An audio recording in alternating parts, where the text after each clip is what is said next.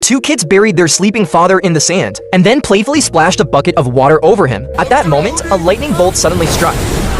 Everyone was so frightened that they quickly fled. The two kids checked on their father, only to be shocked to find that the sand on him had turned into glass, and there was a large amount of blood flowing from his neck. They hurriedly called 911 when the firefighters arrived at the scene. They found the man's pulse elevated and his breathing weak, suspecting excessive blood loss. They needed to dig the man out quickly. The two kids felt very guilty, but they didn't understand why the sand turned into glass. Buck, seeing this, quickly comforted the two and patiently explained, lightning striking wet sand turns the water to glass. Meanwhile, the other firefighters discovered that a piece of glass had punctured the man's neck right at the artery. Luckily, it was partly cauterized, but as the team dug him free, the glass had also cut the artery in his arm. They were able to tourniquet the arm and save him. He was then placed on a stretcher and prepared to be taken to the hospital. Before leaving, the man comforted his kids, saying he was fine and telling them not to worry. I love you, Daddy. I love you too. This man called 911, saying he heard a baby crying in his bathroom, but the firefighters who arrived heard nothing. Just then, the captain seemed to hear something, quickly grabbed a stethoscope, and sure enough, the sound of a baby crying came through. There was really a baby in the sewer. Seeing this, Buck grabbed an axe to break the wall, but fortunately, the captain stopped him. To protect the baby, the firefighters began digging by hand. Soon the sewer pipe was exposed. They carefully cut it with a saw, and eventually the entire pipe was removed. Following the light of the flashlights, they indeed found a baby stuck inside, but the baby was wedged tightly and couldn't be pulled out. Then they applied lubricant inside the pipe. With the captain's gentle push, the baby was finally freed. However, the baby had already stopped breathing. The firefighters began to tap the baby's chest, while using his fingers to clear the baby's throat. As the foreign object was removed, a faint cry finally came out. The firefighters rushed to get the baby to the hospital. Meanwhile, the cop noticed blood on the floor. Following the trail, they successfully located the sewer entrance where the incident happened. They also found the baby's mother. At that moment, the girl was bleeding heavily and in critical condition, and needed to be rushed to the hospital. The mother and baby were both placed in the ambulance. At that moment, the baby's condition was very serious. The captain then took the girl's hand and gently placed it next to the baby. As soon as the mother touched the baby's tiny hand, the baby miraculously grabbed it and the situation began to stabilize. Seeing the innocent and strong little life, the girl shed tears of regret. The boy was just playing with a drone, but unexpectedly it alarmed half the city's firefighters. Everyone's faces were filled with shock, unable to imagine that a small drone could bring down a helicopter, which crashed onto the roof of an apartment building. At that moment, the helicopter was in pieces, with parts scattered all over the place. Even more despairing was that the helicopter's fuel was pouring into the building. Thick smoke was billowing inside the building, and a fire could break out at any moment. The firefighters had to act quickly. On the roof, Kelly and his team were trying to get the passengers out of the helicopter, but it was slowly slipping off the roof. The firefighters first secured the helicopter body, then began the rescue operation. Soon as the door was pried open, everyone was successfully rescued. Sherman and Otis found the propeller in someone's backyard. A woman was trapped underneath it, but the propeller was too heavy. The two of them couldn't move it at all. Otis had to go back for tools. At this moment, Herman said, Nice piece of jewelry you got here.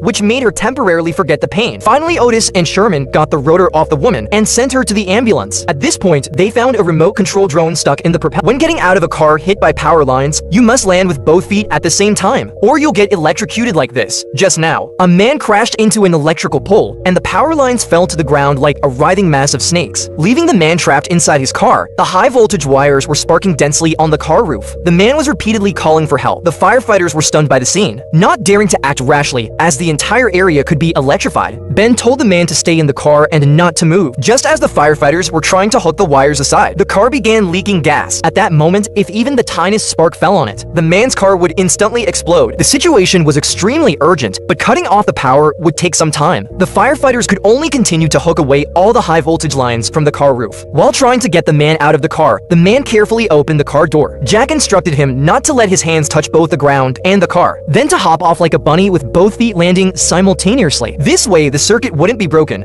Ben instructed the man to jump on the count of 3. 1, 2, 3.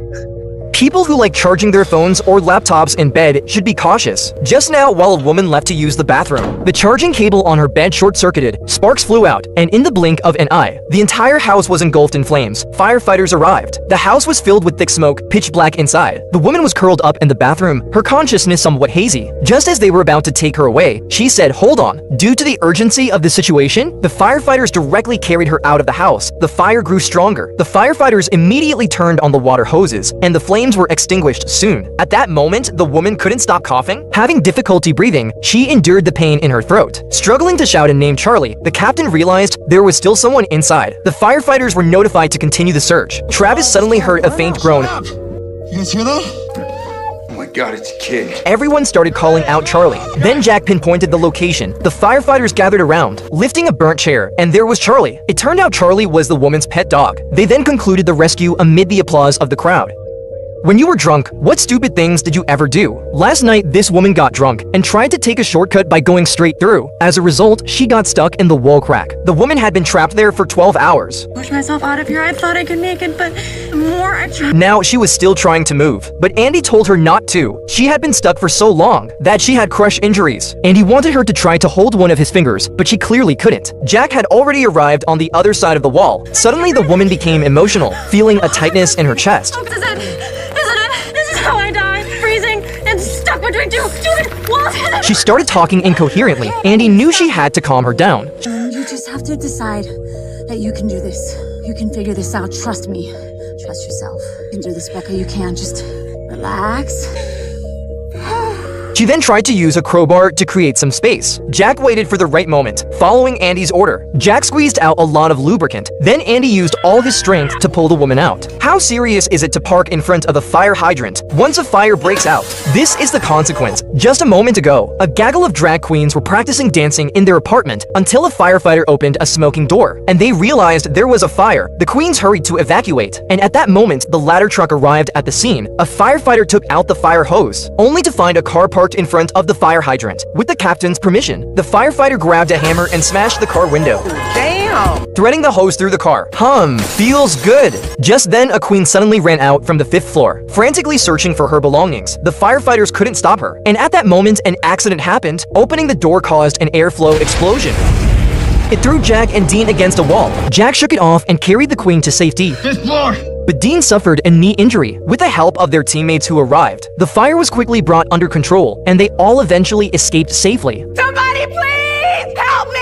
The woman said her daughter did not come home last night. She was now sure her daughter was in this house because she had given her daughter a watch with a tracker, and at this moment, the man inside the house was secretly watching everything happening outside. One off-duty firefighter advised the woman to call the cop first, but the woman said she had already called, but they had not shown up. There have been 3 black girls have gone missing from my neighborhood and the police have done nothing. Firefighter Miller was furious upon hearing this and went straight to knock on the door. The man opened the door and appeared calm. Supposed to let you people just walk into my house because you say you're firefighters? Get the hell out of here! The woman was on the verge of collapsing. The cops finally arrived, but the cops said the homeowner had called saying a woman was creating a disturbance. The cops had an arrogant look on their faces. The firefighters couldn't take it anymore and were ready to force their way in on the pretext of a gas leak. However, the man still wouldn't let them in. Just as a physical confrontation was about to break out, the cops seemed to be siding with the man and took the woman aside, asking her to calm down at this moment. Whoa!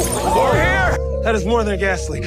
At that moment, a fire broke out inside the house. The homeowner was also choked by smoke and came out. The firefighters finally managed to get in. Miller discovered a hidden door. The girls were indeed there. They were successfully rescued, but the cop was still siding with the homeowner. He asked if the girl had seduced the homeowner. The girl's mother was inexplicably furious. The arrogance was all over the cops' faces. The homeowner began to distort the facts. Broke into my house and set fire to it. I want them arrested for trespassing and arson. Kids lie all the time. At this moment, the mother angrily rushed forward in front of her daughter. They pressed the woman's face hard against the car. Seeing the scene, Miller's anger was completely ignited. He rushed forward but was tackled to the ground by the cop. Andy tried to step in but was pushed to the ground as well. Andy's husband stepped forward to protect his wife. A group of cops actually pulled out their guns. This was a really sad moment. These firefighters risk their lives every day to protect the city, but what they got in return was injustice and violence.